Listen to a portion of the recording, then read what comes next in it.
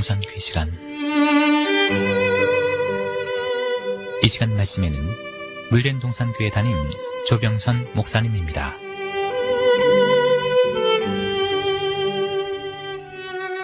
할렐루야. 2013년 한 해 중 이제 한 달이 남았습니다. 오늘은 구름의 네 번째, 구름은 첫대 교회 성도를 상징하는 사실을 말씀을 드리려 합니다. 에스겔 선지자는 주님의 재림의 날을 다음과 같이 예고했습니다. 에스겔 30장 30절, 그날이 가까웠도다, 여호와의 날이 가까웠도다, 구름의 날일 것이요 열국의 때 이르려다. 에스겔은 주님의 재림의 날을 구름의 날이라 표현했습니다. 얼마나 정확한 표현인지요.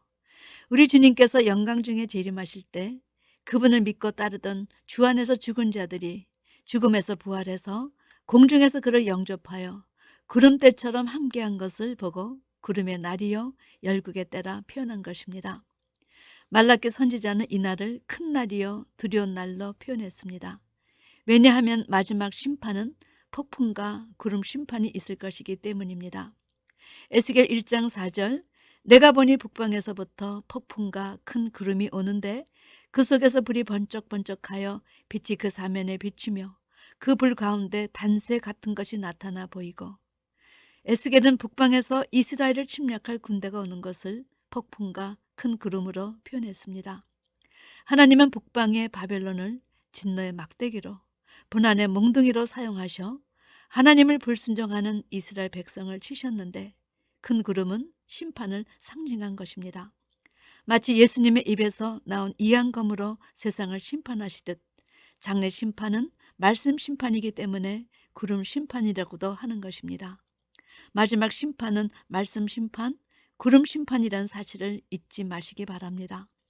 스바냐 선지자도 스바냐 1장 15절에 그날은 분노의 날이요 환난과 고통의 날이요 황무와 폐기의 날이요 캄캄하고 어두운 날이요 구름과 흑암의 날이라 선포했습니다. 여기에서 제시된 구름은 하나님 말씀의 이양감을 가진 자들로 심판의 자리에 설 자를 의미합니다. 이들은 살아생전에 하나님의 말씀으로 많은 사람들을 하나님 앞에 돌아오게 하였지만 이제 심판의 날이 되니 그분을 따르지 않고 불순종했던 자들에게 철저한 권세를 휘둘러 그들에게 분노의 날, 환난과 고통의 날, 황무와 폐기의 날, 캄캄하고 어두운 날로 임하게 하는 것입니다. 노아 때 물심판도 사실은 의미상 구름 심판입니다. 창세기 7장 4절, 지금부터 7일이면 내가 40주야를 땅에 비를 내려 나의 지은 모든 생물을 지면에서 쓸어버리리라. 하나님은 노아 때에도 사람들의 생각과 계획이 항상 악한 것을 보시고 땅에 비를 내려 모든 생물을 지면에서 쓸어버리셨습니다. 노아 때 물심판은 사실 말씀 심판과 동일합니다. 땅에 내리는 비는 구름이 내는 것이기 때문이지요. 그런데 성경을 자세히 보면 노아 때 내리신 물심판은 하늘에서 내리는 비뿐만 아니라 땅의 물샘까지 모두 열려져 윗물과 아랫물이 함께 내린 심판이었습니다. 이것은 예표였지요. 노아 때의 궁창 위의 물과 궁창 아래의 혼탁한 물을 동원하셔서 심판하신 이 물심판은 이제 세상 끝날에도 똑같이 적용이 될 것이기 때문입니다. 장래 심판인 노아 때와 같다고 하신 것은 두 가지 면에서 일치되기 때문입니다. 첫째는 윗물과 아랫물이 합하여 기식하는 모든 짐승과 인생을 심판하였다는 점에서 하나님의 말씀에 세상 것이 가미된 혼합주의로 땅 차원과 바다 차원들이 심판을 받을 것을 예표가 되었습니다. 둘째, 그러한 사실을 노아가 외쳐도 저들은 듣지 않았습니다. 장래도 마찬가지라는 사실이지요. 두 증인들이 나팔을 불고 외쳐도 믿지 않고 시집가고 장가가다가 저희가 평안하다 안전하다 할 그때에 잉태된 여자에게 해산 고통이 이른과 같이 멸망이 호련히 저에게 이를 것으로 경고하십니다. 그런데 주께서 경고하시고 바울 사도와 사도 요한도 거듭 경고하여 주셨지만 실제 저에게 당한 이런 일이 거울이 되고 또한 말세를 만난 우리의 경계로 기록하였지만 경청하지 않아 노아의 때에 된 것과 같이 우리 시대도 대다수 교회가 큰 성 바벨론으로 전락하여 망하는 것이 예고되어 있습니다. 특별히 사도 요한은 계시록 12장에서 용이 토한 물을 땅에 삼키는 일이 일어날 것을 경고했습니다. 여러분, 용이 토한 물은 무엇이며 땅이 용의 입에서 토한 강물을 삼킨다는 것은 또 어떤 의미일까요? 우리가 용이 토한 물의 정체를 알아야 이 물을 삼키지 않습니다. 그러나 이 물의 정체를 몰라 대다수의 교회가 이 물을 삼킨다고 제시되었지요. 계시록 12장 16절, 땅이 여자를 도와 그 입을 벌려 용의 입에서 토한 강물을 삼키니. 이 말씀의 해석은 이렇습니다.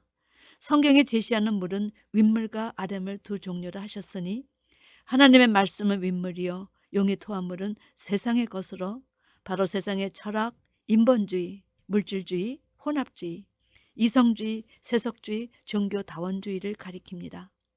용이 토한 물을 삼킨 땅은 교회에 들어왔으나 아직 하늘 차원으로 거듭나지 못한 젖먹이 신앙들을 말합니다. 사도 요한은 이제 장래 사단이 자기의 때가 얼마 남지 않는 것을 알고 특별히 땅 차원의 신도들을 공략해서 자기 백성을 만들기 위해 있는 힘을 다할 것을 경고하고 있습니다. 과거 이스라엘 백성들이 그것이 사단이 준 생각인지를 몰라서 주님을 못 박으라 못 박으라 소리 질렀습니다. 그런데 이런 백성들의 참남함이 세상 끝날 영적 이스라엘이 똑같이 저지를 것을 예고하고 있습니다. 성경은 세상적인 철학과 인본 사상이 거짓 목자에 의해 교회 안에 강물처럼 휩쓸려 들어올 것을 경고하십니다. 이런 때가 올 것을 우리 주님도 마태복음 24장 종말장에서 제시하셨으며 사도 바울도 거짓 사도가 그리스도의 사도로 사단의 일꾼이 의의 일꾼으로 사단도 자기를 광명의 천사로 가장할 터이니 영분별하라 경고 또 경고하셨습니다. 구약의 이스라엘이 불순종할 때 하나님은 늘 북방 민족을 불러 방망이로 쓰셨습니다. 그런데 이제 장래도 하나님의 교회에서 불순종하는 이들을 하나님의 용과 짐승과 거짓 선지자, 즉 마귀와 적그리스도와 거짓 선지자를 들어 심판하실 계획을 갖고 계십니다. 따라서 세상 끝날에 말씀 없이 신앙생활하는 쭉정이 신앙들은 하나님께서 이방인 짐승들을 사용 가차 없이 심판하신다는 사실을 우리가 알아야 합니다.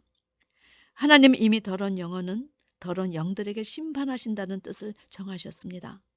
성경은 이것을 폭풍과 큰 구름으로 표현하신 것입니다. 에덴 동산에서는 뱀이 하나님의 사람을 유혹하려 나타나더니 이제 마지막 때에는 용이 출현하는 것입니다. 이 시대 성도들은 뱀이 용된 사실에 가슴을 치며 회개해야 합니다.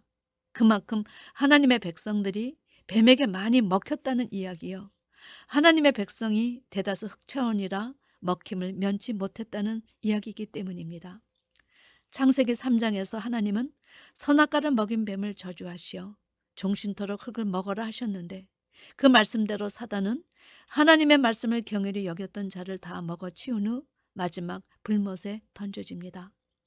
사단은 불순종하는 자를 치시는 막대기요 몽둥이요 더러운 것을 다 청소하고 불못에 던져진 더러운 청소부입니다. 따라서 우리가 마음을 청결히 거룩하게 유지하면 사단은 우리에게 접근할 수 없다는 사실입니다. 그는 불순종한 자들에게 역사는 더러운 영이기 때문이지요. 우리 욥기 37장 13절에 혹 징벌을 위하여 혹 토지를 위하여 혹 국률 베푸심을 위하여 구름으로 오게 하시느니라 말씀하십니다. 욥기에서는 하나님께서 구름으로 오게 하시는 이유 세 가지를 제시하십니다. 하나는 토지를 위하여, 두 번째는 국률을 베푸시기 위해서, 마지막은 징벌을 위하여서입니다. 토지를 위하여는 토지의 비를 내려 그 단단한 땅에 씨 뿌릴 준비를 하시려고, 국률 베푸심을 위하여는 죄진 자에게 구원해 주러 이 세상에 오신 예수를 전해 주시려고, 그러나 징벌을 위하여는 심판하실 때 신령한 구름을 통해서 하시겠다는 뜻을 제시하신 것입니다. 이는 성도가 세상을 심판하는 권세가 있을 것을 다시 한번 강조하신 것이지요. 에레미야 4장 13절에 보라 그가 구름같이 올라오나니 그 병거는 회리바람 같고 그 말들은 독수리보다 빠르도다.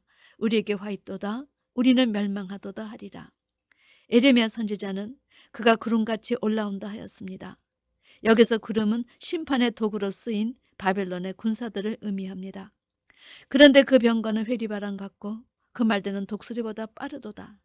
이런 날이 올 것을 외쳤거늘 시온산에 기호가 서고 나팔을 불거든 빨리 올라가서 그날을 준비하라 하였건만 그렇게 말씀을 거부하더니 이제 그 병거가 회리바람같이 그 말들은 독수리같이 우리에게 몰려온다. 우리는 멸망하리라. 여러분, 독백처럼 들리는 이 음성을 기억하시기 바랍니다. 이제 세상 끝날 주님 재림하실 때에 수많은 자들이 심판의 도구로 구름같이 올라와 하나님을 대적하는 무리들을 심판할 것이기 때문입니다. 이사야 14장 23절, 내가 또 그것으로 고슴도치의 굴혈과 물 웅덩이가 되게 하고 또 멸망의 비로 소재하리라. 나 만군의 여호와의 말이니라. 이사야 선지자는 인생의 영혼을 은혜로 생명으로 살아나고 거듭나게 하는 이른비, 장마비, 늦은비, 은혜의 단비, 복된 비가 있는가 하면 고슴도치의 굴혈과 물 웅덩이가 되게 하는 것을 멸망의 비로 소재하겠다 하시는 하나님의 의지를 제시하십니다. 여러분, 이 멸망의 비에 대한 이야기를 들어보셨는지요? 하나님은 그 마음의 땅이 어떠한가에 따라 은혜의 단비를 내리시기도 하시고 멸망의 비를 내리시기도 하신다 하십니다. 소돔과 고모라에 내리신 것은 무엇이었습니까? 창세기 19장 24절, 여호와께서 하늘 곧 여호와께로서 유황과 불을 비같이 소돔과 고모라에 내리사. 여호와께서 소돔과 고모라에 내리신 것은 유황과 불로서 그것을 비같이 내리셨다 하십니다. 에스겔 38장에 하나님은 정하신 때 그걸 어떻게 하나님의 도구로 사용하시다 불순종하는 자를 청소하실 것인가를 예고하여 주시는데 16절에 이렇게 말씀하십니다. 구름이 땅에 덮인같이 내 백성 이스라엘 치러 오리라. 고가 끝날에 내가 너를 이끌어다가 내 땅을 치게 하리니 이는 내가 너로 말미암아 이방 사람의 목전에서 내 거룩함을 나타내어 그들로 다 나를 알게 하려 함이니라. 여기서 구름이 땅에 덮인같이 영적 이스라엘 치러 올 자들은 바로 계시록 16장 6째 대접 재앙의 때로 적그리스도와 그와 연합한 국가들을 의미했습니다. 그러나 그들이 구름이 땅에 덮인같이 하나님의 백성을 치러 올지라도 하나님께 불순종한 사람들은 칠 것이지만 순종한 사람들은 하나님께서 예비처에서 보호하여 주심으로 건들지 못한다 하십니다. 그런데 그때 이들 곡과 연합한 자들을 하나님께서 어떻게 다스리신다고 제시하시나? 38장 22절에 내가 또 온역과 피로 그를 국문하며 쏟아지는 폭우와 큰 우박덩이와 불과 유황으로 그와 그 모든 때와 함께한 많은 백성에게 비를 내리듯 하리라. 하나님은 그들을 온역과 피로 국문하며 적그리스도와 그와 연합한 모든 군대 및 백성들에게 폭우와 큰 우박덩이와 불과 유황의 비로 다스리실 것을 실상계시로 보여주십니다. 사랑하는 성도 여러분, 말씀의 단비를 맞지 않으면 이렇게 재앙의 비, 멸망의 비를 맞은다는 사실을 기억하시기 바랍니다. 저는 상황적으로 은혜 단비를 어떤 기간 동안 맞지 못할 수도 있다고 생각했습니다마는 성경은 은혜 단비를 맞지 못해 그러면 그 대신 재앙의 비가 쏟아질 거야 이렇게 제시하십니다. 과연 아브라함의 기도로 롯이 소돔에서 나가던 날에 하늘로서 불과 유황이 비오듯 하여 저희를 멸하였느니라 말씀하십니다. 소돔과 고모라 사람들도 불과 유황의 비를 맞고 멸망한 사실을 전해주십니다. 은혜 단비를 맞지 못한 결과이지요. 이 밖에도 성경은 티끌과 모래의 비, 메뚜기와 연병의 비도 제시하십니다. 신명기 28장 24절, 여호와께서 비 대신에 티끌과 모래를 내 땅에 내리시리니 그것들이 하늘에서 내 위에 내려서 필경 너를 멸하리라. 여러분, 비 대신에 내리시는 티끌과 모래의 비 아찔하지 않으십니까? 저는 6주에 걸친 신령한 구름에 대한 주제를 이 말씀으로 막을 내리려 합니다. 전도서 12장 2절 말씀, 해와 빛과 달과 별들이 어둡기 전에 비 뒤에 구름이 다시 일어나기 전에 그리하라. 이 말씀은 이제 장차 시작될 7년 대환란, 전 3년 반이 지나 후 3년 반, 즉 짐승의 시대가 되기 전에 말씀에 바로 서야지 그 이유는 주님이 타고 오실 구름만 있지 다시 내릴 신령한 구름의 은혜의 비는 없다는 말씀입니다. 부디 늦은 비가 마지막 비로 더 이상 하늘에서 비를 내려줄 신령한 구름이 없다는 사실을 기억하시고 기어 기도하시며 그날을 준비하는 여러분과 제가 되기를 주님의 이름으로 축원합니다. 아멘.